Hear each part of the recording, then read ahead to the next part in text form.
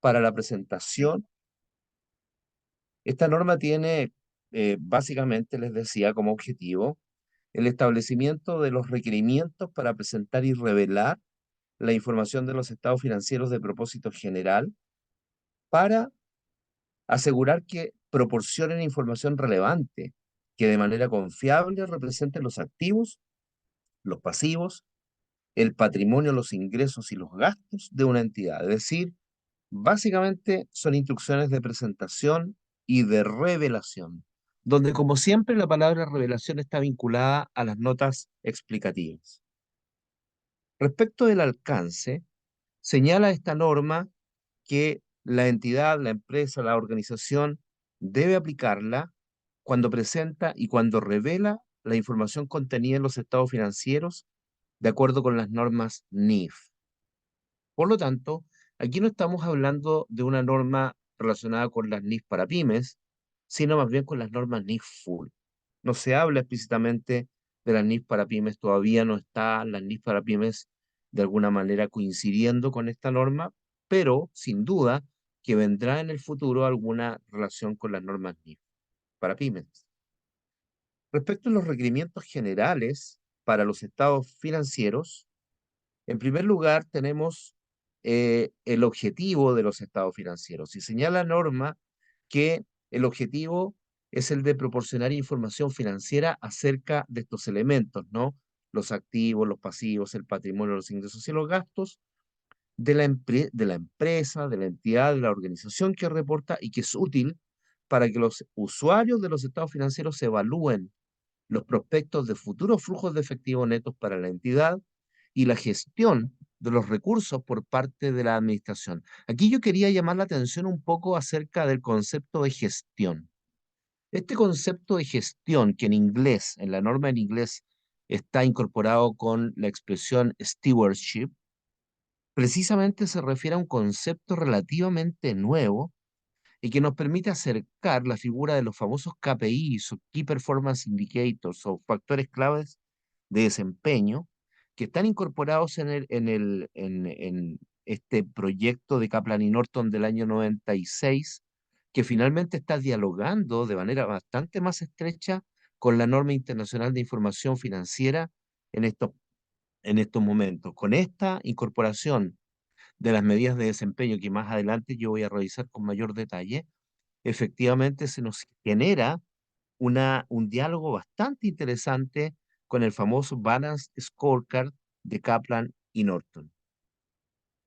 Respecto de cuáles serían los estados financieros que conforman un conjunto completo de estados financieros, aquí la norma se refiere al estado de desempeño financiero para el periodo reportado, en donde el desempeño financiero, nuevamente la palabra desempeño, te das cuenta, se refiere al estado de resultados. Sin embargo, ya la norma está incorporando la palabra desempeño. Recuerda tú que el Balance Scorecard tiene que ver con el desempeño, las cuatro perspectivas que establecen Kaplan y Norton en su discurso del cuadro de mando integral. De allí que sea tan interesante la expresión estado de desempeño financiero desde el punto de vista de la teoría, ¿no? Estamos hablando también del estado de situación financiera de el cierre del periodo de reporte, del estado de cambios en el patrimonio para todo el periodo de reporte, el estado de flujos de efectivo para todo el periodo de reporte y las notas explicativas para ese periodo. Además de la información comparativa respecto al periodo anterior, es decir, se sigue manteniendo los estados financieros comparativos y el estado de situación financiera al comienzo del periodo comparativo si es que fuese requerido de acuerdo con la norma NIC 8. Al mismo tiempo, se nos habla en esta norma acerca de los roles de los estados financieros primarios, y aquí empieza ya a hablar de los estados financieros primarios que pensábamos que iba a ser el título de la norma, ¿no? Pero finalmente no fue ese título, y nos dice que respecto a los roles de los estados financieros primarios de las notas, en los estados financieros primarios tienen los siguientes roles. Primero, obtener una mirada comprensible de los activos, pasivos, patrimonio, ingresos y gastos, además de los flujos de efectivo reconocidos por la empresa.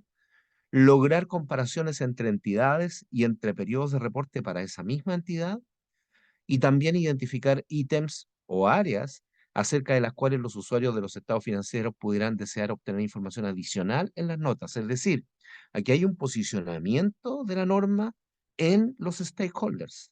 Recordemos que hay un salto del enfoque, desde el enfoque friedmaniano de shareholders o teoría de los shareholders, hasta un enfoque más de Edward Freeman o Sussman, acerca de una mirada más de stakeholder y no tanto de shareholders. Esto de alguna manera lo demuestra. Al tiempo, tenemos el rol de las notas, que consiste en permitir que los usuarios de los estados financieros comprendan los sistemas presentados en los estados financieros primarios y además suplementar los estados financieros primarios con información adicional para el logro del objetivo de los estados financieros que recientemente indicamos. Asimismo, se destaca la información presentada en los estados financieros primarios o revelada en las notas, que se trataría de información presentada en los estados financieros primarios que se refiere a los requerimientos específicos que están en el párrafo 22 de la norma y a los ítems o subtotales adicionales. En el párrafo 22 se destaca el estado de resultados, el estado de presentación de resultado integral, el estado de situación financiera, el estado de cambios en el patrimonio y el estado de flujo efectivo. Es curioso el nombre que le otorga la norma al resultado integral, porque habla del estado de presentación del resultado integral, por lo menos traduciéndolo literalmente desde el inglés. Y al mismo tiempo, los ítems o subtotales adicionales, que consideran montos reconocidos y medidos de acuerdo con normas NIF y deben ser compatibles con la estructura del Estado creada por los requerimientos que se listan en el párrafo 22. Bueno, al mismo tiempo se habla de la identificación de los estados financieros, deben estos estar claramente identificados. La entidad debe identificar cada estado financiero primario y las notas y además deberá revelar de manera destacada y repetir cuando sea necesario para que la información sea comprensible estos 5 conceptos: el nombre de la entidad que reporta u otras formas de identificación si hubiera otras, si los estados financieros son de una entidad individual o de un grupo de entidades, la fecha de cierre del periodo de reporte o el periodo cubierto por los estados financieros, la moneda de presentación, como se define en la norma NIC 21, y el nivel de redondeo utilizado para los miles en los estados financieros. Ciertamente hay conceptos aquí que se incorporan y que ya estaban vigentes en la norma NIC 1. Respecto a la frecuencia del reporte, se establece que por lo menos debe presentarse un reporte anual. Y si la entidad modifica el cierre del periodo de reporte y proporciona estados financieros para un periodo mayor o menor a un año, debe revelarlo adicionalmente al periodo cubierto por los estados financieros, indicando cuál es la razón para usar un periodo más largo o más corto y el hecho de que las cifras incluidas en los estados financieros no son totalmente comparables. Respecto de la consistencia de la presentación y la revelación y clasificación, la norma nos señala que una entidad debe retener la presentación, la revelación y clasificación de los ítems en los estados financieros desde un periodo de reporte hasta el siguiente, a menos que una norma permita o requiera lo contrario. Básicamente, esto sucede cuando sea aparente que tras un cambio en la naturaleza de las operaciones o una revisión de sus estados financieros, que otra presentación, revelación o clasificación sería apropiada.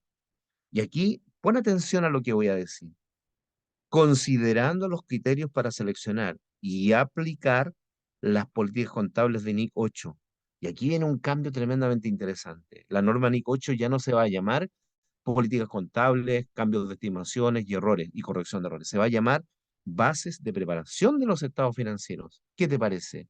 Hasta la norma NIC 8 está cambiando su nombre y bueno, también en parte el contenido a propósito del cambio en la norma NIC 1, que ahora va a ser la norma NIF 18. Y bueno, una NIF, obviamente, esto también pudiera suceder cuando una NIF requiere un cambio en la presentación, revelación o clasificación. Respecto de la información comparativa, debe presentarse esta información respecto al periodo anterior para todos los montos reportados en los estados financieros del periodo actual, a menos que una norma NIF permita o requiera otra cosa. Y respecto de los cambios en las políticas contables, la reexpresión comparativa o la reclasificación, la norma señala claramente que cuando una entidad reclasifique los montos comparativos, deberá revelar, incluyendo desde el comienzo del periodo anterior, la naturaleza de esa reclasificación, el monto de cada ítem o clases de ítems que se han reclasificado y la razón para la reclasificación. Al mismo tiempo, cuando es impracticable reclasificar los montos comparativos, la entidad debe revelar la razón por la que no reclasifica los montos y la naturaleza de los ajustes que se hubiesen hecho si los montos hubiesen sido reclasificados. Al mismo tiempo, se establece que una entidad debe presentar un tercer estado de situación financiera al inicio del periodo anterior, además de la información comparativa requerida, si es que aplica retrospectivamente una política contable, hace una reexpresión retrospectiva de ítems en sus estados financieros o reclasifica ítems en sus estados financieros y además que la aplicación retrospectiva, la reexpresión retrospectiva o la reclasificación tiene un efecto material sobre la información en el estado de situación financiera al comienzo del periodo anterior. En estas circunstancias, la entidad debiera presentar, tres estados de situación financiera. El cierre del periodo corriente de reporte, el cierre del periodo anterior y el inicio del periodo anterior. Y en esto no hay novedades porque ya se está obviamente generando de esa forma la presentación, cuando corresponde, obviamente. Respecto de la desagregación y agregación, existe una serie de principios de agregación y desagregación. En primer lugar, una entidad deberá, a menos que al hacerlo se transgreda requerimientos específicos de agregación o desagregación, clasificar y agregar activos, pasivos, patrimonio, ingresos y gastos, flujos de efectivo, en base a características compartidas. Obviamente ahí se van a agregar. Y se debe desagregar ítems en base a características que no son compartidas.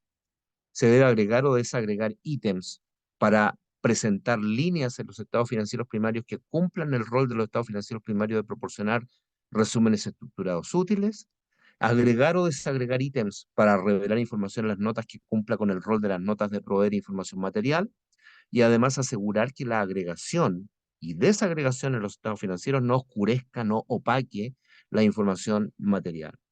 Al mismo tiempo, una entidad deberá etiquetar y describir los ítems presentados en los estados financieros primarios, esto es, totales, subtotales y lienas de ítems, o los ítems revelados en las notas de manera que representen fielmente las características del ítem.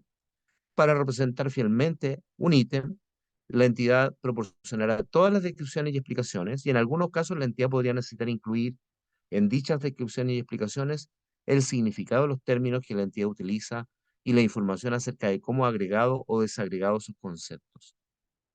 Ciertamente, también se nos habla acerca de la compensación.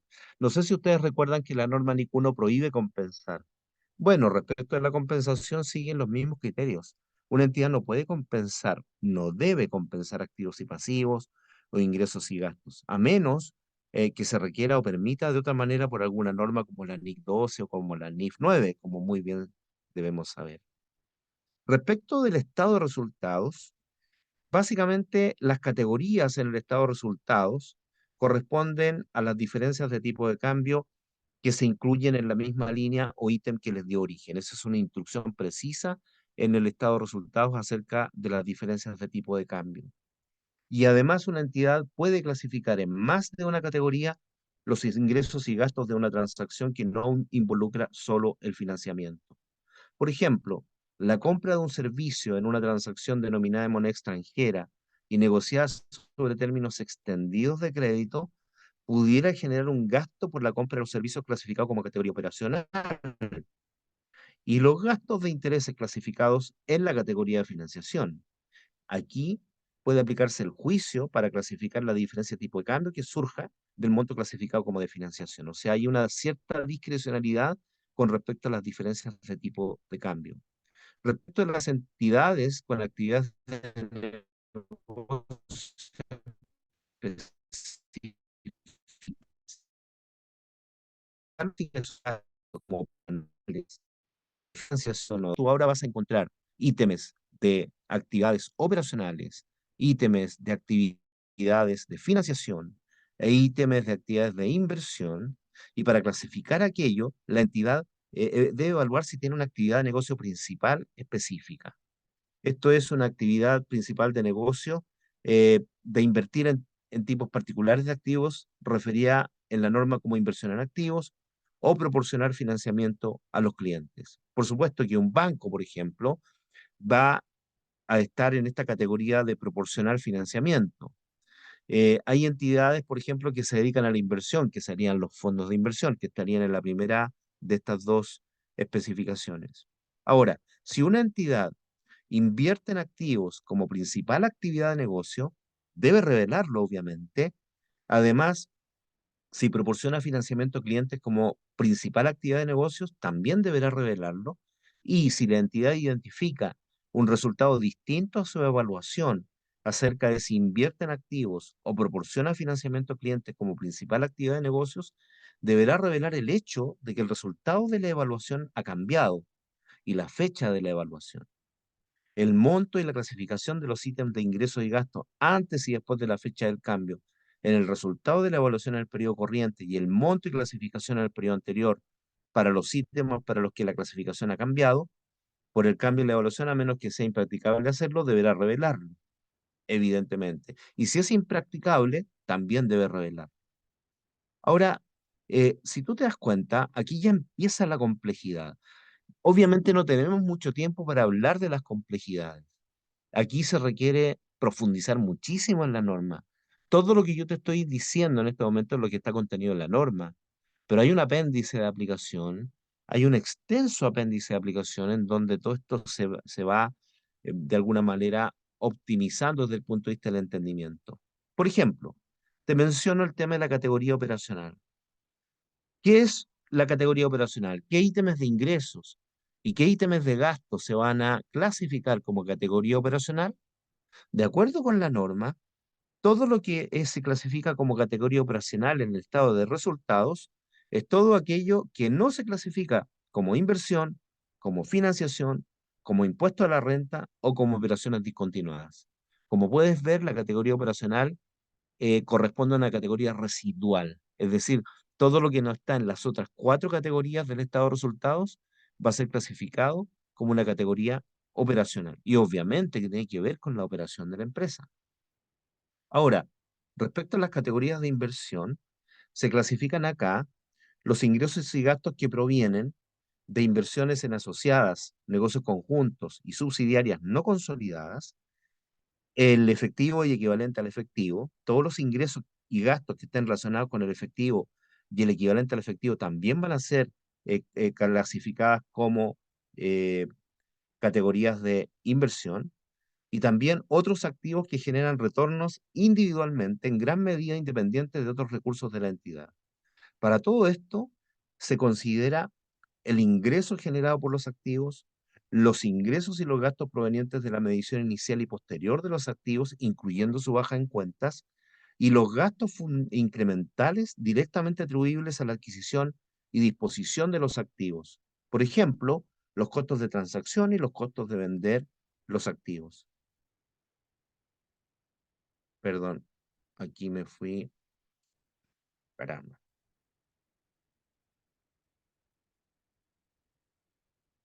Sigo compartiendo pantalla. Aquí estoy.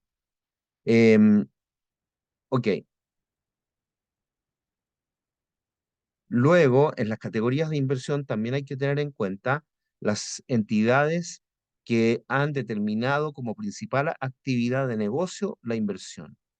Se incluye en este caso en la categoría de inversión si las inversiones en asociadas, negocios conjuntos y subsidiarias no consolidadas se contabilizan aplicando el método de la participación. Es decir, si tú tienes una entidad que es asociada, negocio conjunto o subsidiaria no consolidada, entonces va a estar en la categoría de inversión sí y solo sí esas entidades están siendo contabilizadas aplicando el método de la participación o el VPP, como se conoce también en Chile. Respecto de otro concepto, se incluirán en la categoría de operación si es que esas inversiones en asociadas, negocios conjuntos y subsidiarias no consolidadas no se contabilizaran aplicando el método de la participación. Ahí no serían categorías de inversión, serían categorías de operación. Y respecto de los ingresos y gastos provenientes de efectivo y equivalente al efectivo, no se clasifican como de inversión si es que la actividad principal de la entidad es la inversión en activos financieros, porque sería en ese caso operacional. Respecto de si el negocio principal de la entidad no es la inversión en activos financieros, pero sí proporciona financiamiento a clientes, en ese caso se clasificarán los ingresos y gastos de efectivo y equivalente al efectivo relacionados con el financiamiento a clientes como activo operacional. Y los ingresos y gastos de efectivo y equivalente al efectivo que no se relacionan con la financiación a clientes pueden optar por clasificarse como de operación o de inversión. En todo caso, esto debe ser consistente con la política de reconocimiento de ingresos y gastos de pasivos. Respecto de las categorías de financiación, debe distinguirse entre aquellos pasivos que surgen de transacciones que involucran solo la obtención de financiamiento, en cuyo caso, bueno, la actividad de financiación eh, para ingresos y gastos que surgen del reconocimiento inicial y posterior de los pasivos, incluyendo la baja en cuentas, y los gastos incrementales directamente atribuibles a la emisión y extinción de pasivos, por ejemplo, costos de transacción, se van a clasificar como categoría de financiación. Respecto de los pasivos, distintos de aquellos que surgen de transacciones que involucran solo la obtención de financiamiento, hay que generar el análisis de la actividad de financiación para ingresos y gastos de intereses, pero solo si la entidad los identifica para aplicar otros requerimientos de las normas NIF, e ingresos y gastos que surgen de cambios en tasas de interés, pero solo si la entidad identifica dichos ingresos y gastos con el propósito de aplicar otros requerimientos en la norma NIF. Si tú te das cuenta y el mensaje que quiero dar, disculpa si estoy hablando demasiado rápido, que son muchos conceptos. El mensaje que quiero entregar es que el cambio a la norma NIC 1 a la NIF 18 no es un cambio tan sencillo. Porque las actividades de financiación, las actividades de inversión y las actividades de operación pareciera ser muy sencillo clasificarlas, pero hay ciertas complicaciones que surgen con el análisis del origen y del modelo de negocio de la entidad. Y solamente allí uno podrá distribuir adecuadamente en las categorías de financiación, de inversión y de operación. Eso es lo que quería que quedara claro por ahora. Respecto de la categoría de impuestos a la renta, los impuestos relacionados con NIC 12, incluyendo diferencias de cambio, son los que van en esta categoría. La categoría de impuestos a la renta no es operacional, como uno podría sospechar replicando el estado de flujo efectivo. No, no es operacional, es una categoría distinta de la operación de inversión y financiación. Otra categoría es la categoría de operaciones discontinuadas, que corresponde a los ingresos y gastos de operaciones discontinuadas de acuerdo con los requerimientos de la norma NIF 5. Respecto de los totales y subtotales a ser presentados en el estado de resultados, nos vamos a encontrar con el resultado operacional, con el resultado antes de financiamiento e impuestos y los resultados. Respecto al resultado operacional, obviamente, esto considera ingresos y gastos operacionales. El resultado antes de financiamiento e impuestos, que está bastante interesante este concepto, por primera vez se incorpora el EBIT en los estados de resultados de la norma. Es decir, bajo NIF por primera vez tenemos el Earnings Before Interest and Taxes. Este concepto de EBIT todavía no se incorpora el concepto de EBITDA, pero hay un acercamiento aquí a través del EBIT. Este concepto consiste en el resultado operacional y además todos los ingresos y gastos de la categoría de inversión. Acá tú puedes ver, por ejemplo, en esta imagen, ¿no es cierto?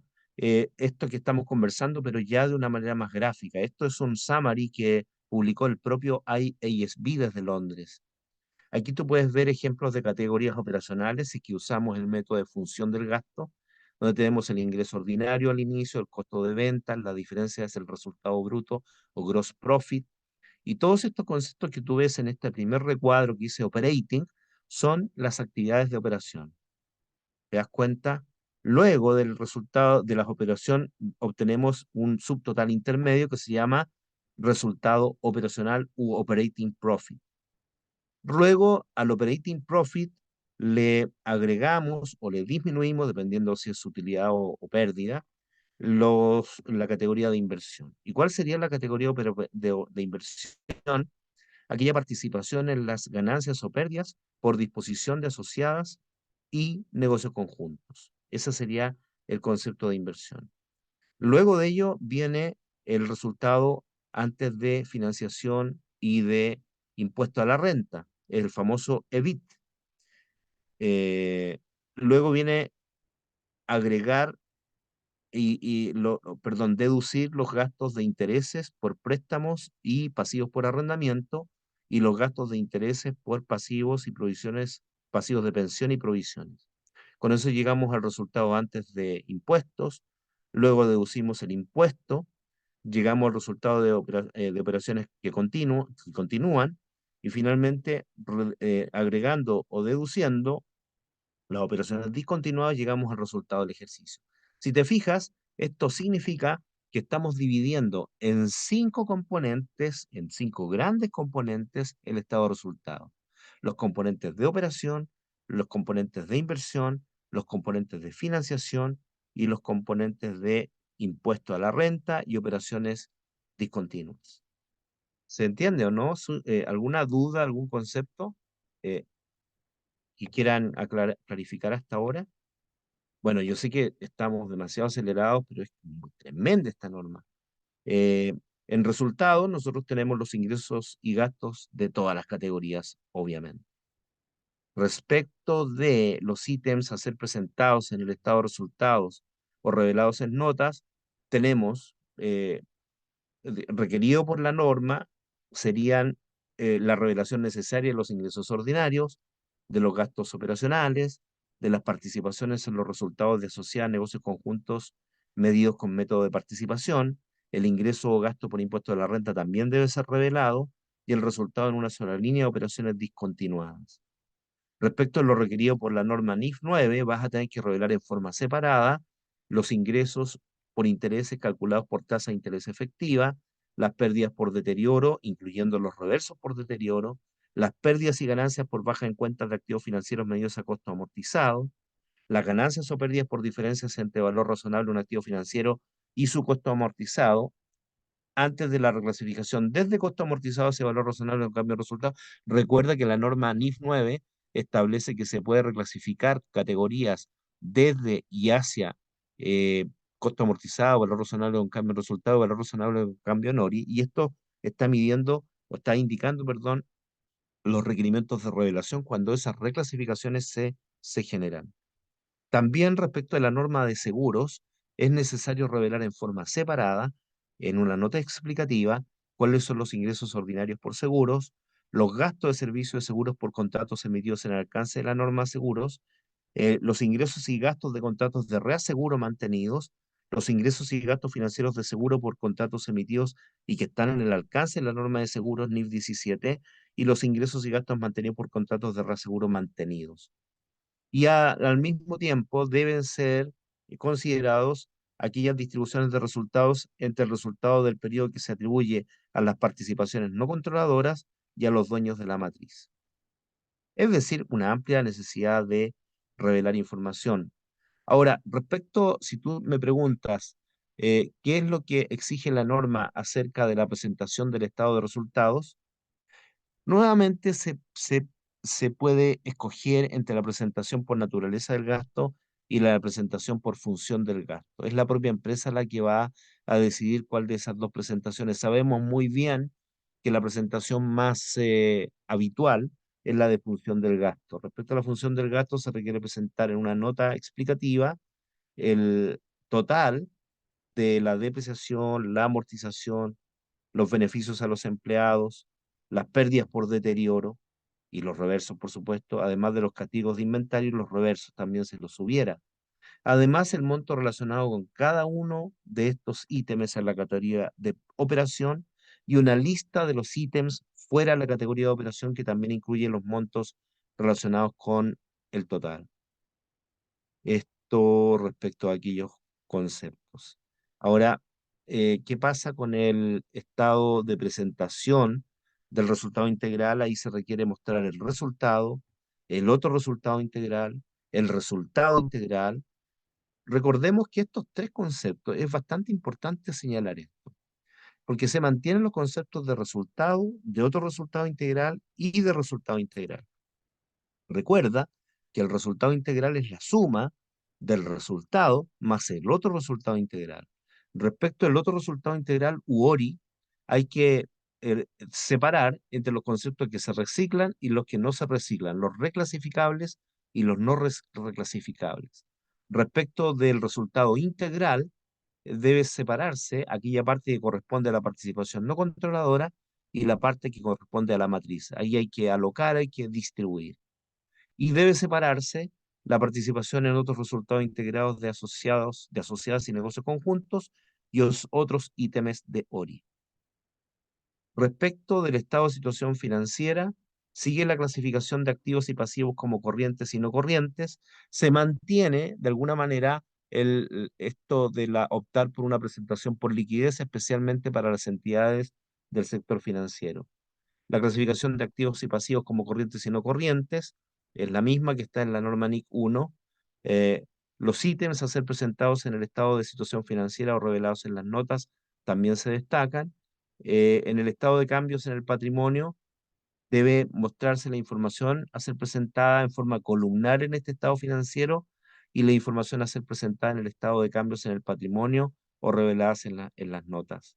Y respecto de las notas, bueno, nos habla acerca de la estructura y acá hay un tema muy interesante que quería comentar.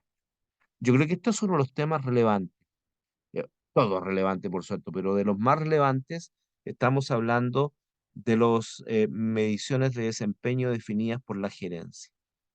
Eh, mesh- eh, Mediciones de desempeño definidas por la gerencia corresponde a los KPIs de alguna manera. Se supone que la gerencia establece muchas veces en sus discursos y en sus alocuciones, en las memorias, se refiere al EBITDA, muchas veces se refiere al ROI, se refiere a ciertas mediciones.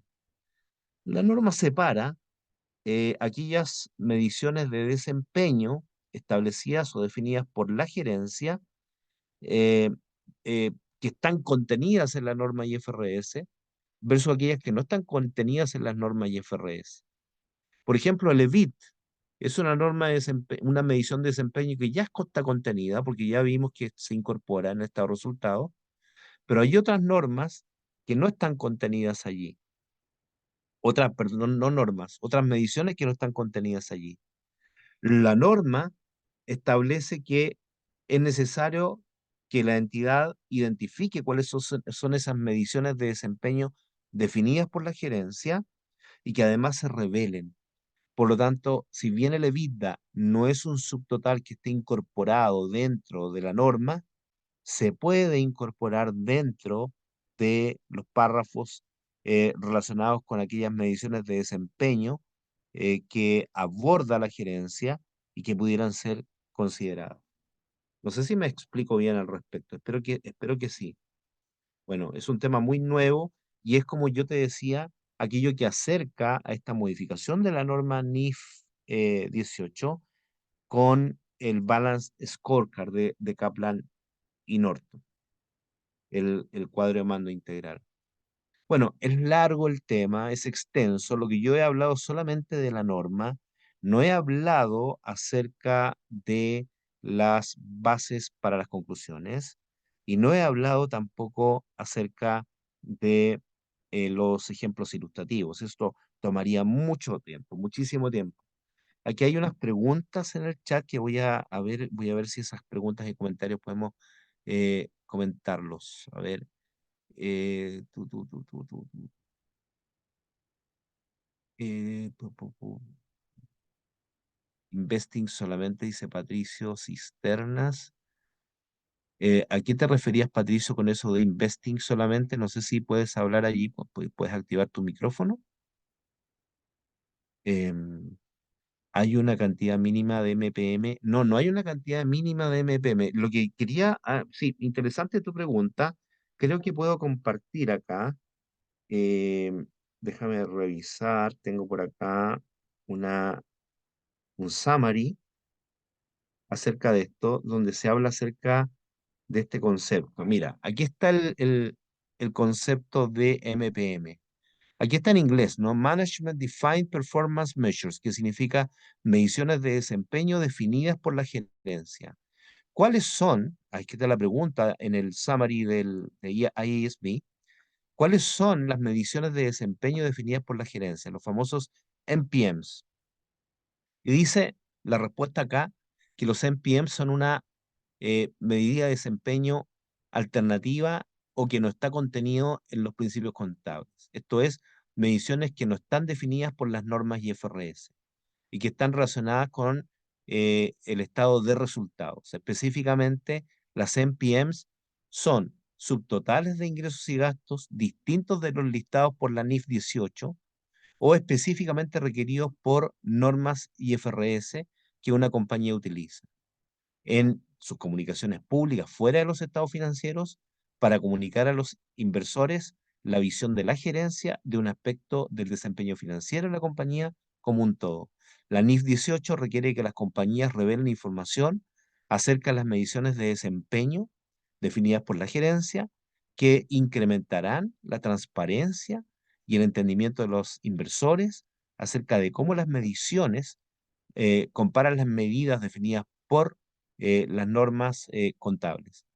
Los inversores utilizan los NPMs, las mediciones de desempeño definidas por la gerencia, para obtener un acercamiento acerca de cómo la gerencia revisa los desempeños financieros de la compañía, cómo la compañía es administrada y cómo su desempeño financiero se desarrolla, cómo se desempeña financieramente la empresa. Al mismo tiempo, mira, y este cuadro es bastante ilustrativo, este quiero comentarlo contigo. Aquí se habla del alcance de las NPMs, las mediciones de desempeño. Fíjate que en este cuadrito hay tres columnas. La primera columna que tú ves a la izquierda se llama NPMs. ¿Cuáles son esas NPMs? Son las que se pueden incorporar en las notas explicativas.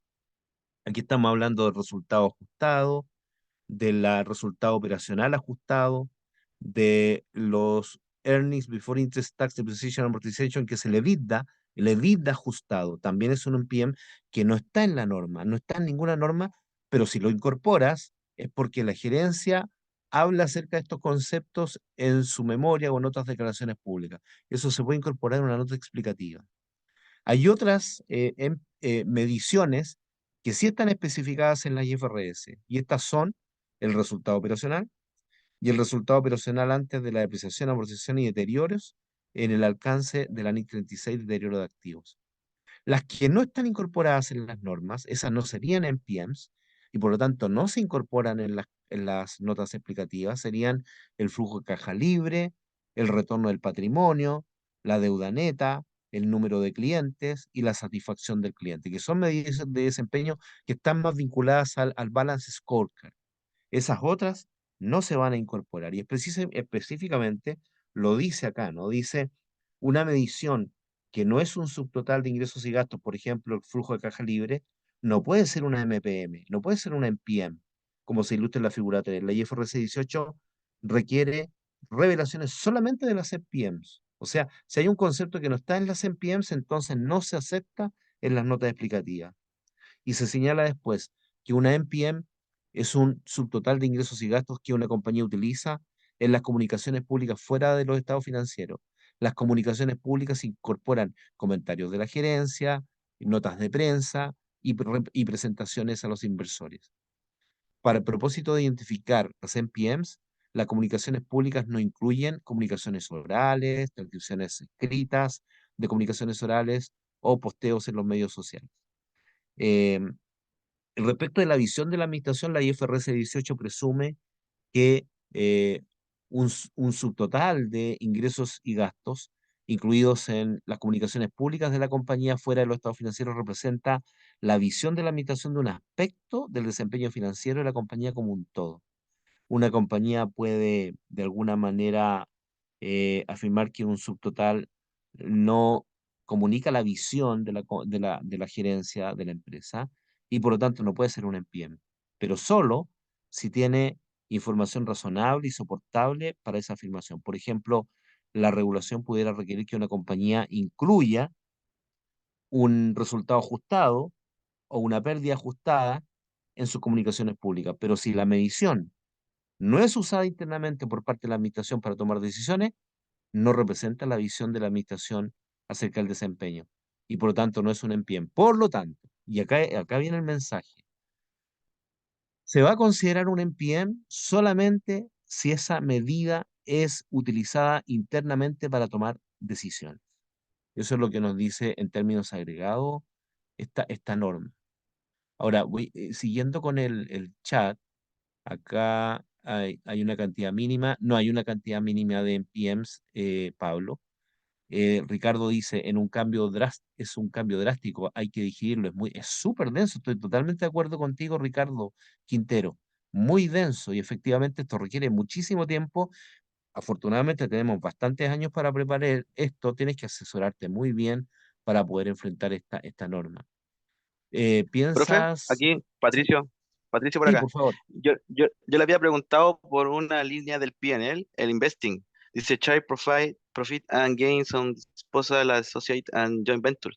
Esto igual tendría que estar como relacionado con otras normas, ¿cierto? Justo esa línea, ahí como las revelaciones que hay que hacer acá, ¿se A ver, modificarían alguna déjame, IFRS esa o solamente tocaría se están income modificando statement? IFRS. Yo te voy a indicar cuáles son Claro, las modificaciones. Espérame un segundo. En la solamente norma, modificaría la IFRS 18, la investing, ese. Es Investing Share of Profit and Gains Disposal, ese. a ver, espérame un segundo. Ah, Acá creo está después del apéndice B. Después del apéndice B vienen todos esos conceptos. Está, por ejemplo, una modificación a la NIF 1 de primera adopción, una modificación claro. a la NIF Es que usted 2 había de hablado Share-Based Payment. solamente como un cambio de nombre de políticas contables esa a bases contables. El único que había hablado, pero entonces igual está Ah, tocando otra no, IFRS también. Y hay decía, muchísimas, muchísimas. Está la NIF 7, por mm, ejemplo. Está ¿cuál la es ese, profe? norma NIF 8. La NIF 7 es las revelaciones de instrumentos financieros. La Ah, NIF ya, 8 es segmentos derivado. operacionales. La NIF 9 de instrumentos financieros. No, hay muchos, muchos cambios. Por eso te digo que esta es una Mm, norma que debe ser estudiada con mucha detención. claro, Sí. claro. Aparte de la Ahora, revelación, yo creo que también va a modificar algunos tipos de cálculo, alguna cosa así, de presentación más que nada. sí, exactamente. Ahora, José Manuel Añasco dice, no entiendo cómo clarificar las diferencias de cambio. Deberá ser registrada en la operación que las origina. Eso no en todo está relacionado con la operación que las origina. En algunos ítems, la diferencia de cambio puede clasificarse como operacional o dependiendo del tipo de actividad que la origine. Después dice Arturo, gracias Leonardo, ¿cuál deberíamos esperar algún pronunciamiento de la CMF o este debería ser transparente como lo fue IFRS, no IFRS? No, acá, estimado Arturo, la verdad es que la CMF respecto a esto no puede cambiar. Esto es un cambio drástico que se produce para todos. O sea, no debería generar, y si genera alguna disrupción con respecto a algún párrafo, significa que no están aplicando las normas IFRS. Pablo dice, bueno, muy buena aclaración. Muchas gracias, perfecto, Pablo. Interesante la presentación, me estimado, deja pensando los impactos que tendrá nuestra auditoría sobre información que antes no era parte del marco contable. Eso es muy cierto, Claudio. Estimado Claudio, la verdad es que me imagino que te has dado cuenta entonces de la cantidad de trabajo que esto va a representar. No podemos esperar al año 2026. Tenemos que adelantar para preparar el 2027. Al contrario, hay que prepararse con mucha anticipación, sobre todo para los temas de sistemas de información también. Bueno, oye, amigos y amigas, disculpen ustedes la celeridad con que yo he revisado este tema, pero son muchos, muchos aspectos que se modifican. Cristian dice, creo que respecto de la diferencia de cambio, conllevará modificaciones sistémicas. Absolutamente, Claudio. Muy correcto lo que has dicho, precisamente porque acá las diferencias de cambio no se tratan de una sola manera. En algunos casos hay alternativas, en otros casos hay exigibilidad de tratarlo de otra manera, etcétera. Por eso es por eso es también tan relevante. Esto es más difícil que el estado de flujo efectivo, porque acá se mezclan temas que son de vengo con flujo de efectivo. Y bueno, y esa es la gran novedad. Eh, no sé, amigos y amigas, agradezco mucho vuestra presencia hoy día y ciertamente que vamos a continuar trabajando para clarificar otros temas. De hecho, no sé si se dieron cuenta que en ESB se acaba de publicar eh, publicar una noticia el día de ayer, si no me equivoco, o antes de ayer, acerca de las combinaciones de negocio bajo control común. Había un proyecto levantado para las combinaciones de negocio bajo control común. Me gustaba ese proyecto. Sin embargo, finalmente se determinó que a pesar de la diversidad de tratamiento de las combinaciones de negocio bajo control común, no se va a hacer nada al respecto y se va a seguir manteniendo lo que hasta ahora se hace a nivel global. Eso. Bueno, muchas gracias, Jonathan, por tus palabras. Un abrazo. Como siempre, muchas gracias, Claudio. ¿Y en qué programa está la presentación? Me gustó el mapa mental, muy didáctica. Sí, oye, me gustan estos mapas mentales, Ricardo. ¿Sabes tú por qué? Porque este cuadro yo lo llevo a PDF, lo meto en mi celular y aparece toda la información de una sola vez. Así que, ¿en qué programa? Yo uso el iThoughts, iThoughts, que lo puedo poner aquí, lo voy a poner en el chat por si quieres buscarlo y eh, iThoughts se llama, así tal cual. Bueno, oye, un abrazo Juan Carlos hacia Colombia, un gusto ahí compartir contigo también. Eh, Gracias Patricio por tus palabras. Y bueno, nos estaremos viendo, estamos atentos. Aquí Torres Training, vamos a publicar una serie de actividades que vamos a desarrollar a lo largo del año y están todos invitados e invitadas para abordar temas incluso en cursos que estamos preparando de temas complicados. A mí me interesan los temas complicados porque los demás de alguna manera los vamos llevando de a poco, pero en los complicados hay que estar compartiendo opiniones. Gracias, Alexis. Alex, muchas gracias. También, bueno, quedará disponible la grabación para compartirla con los colegas. Estuvo muy buena ya.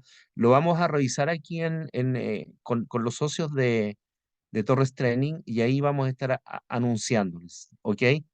Bueno, muchas gracias, Ricardo, por las palabras. Que estén muy bien. Muy buenas noches y muchas gracias por vuestra presencia. Muchas gracias a ti, Leonardo. Un abrazo a la distancia. Un abrazo fuerte, estimado Jonathan. Siempre un buen recuerdo tuyo, ¿eh? Ya estaremos reuniéndonos por ahí. De todas Gracias, maneras, muchas gracias. gracias. Chao, chao. Muchas gracias, profe. Muchas gracias, muchas gracias. Gracias a Ya, ustedes. profe, Que estén gracias. muy bien. Chao, gracias. Chao, Patricio.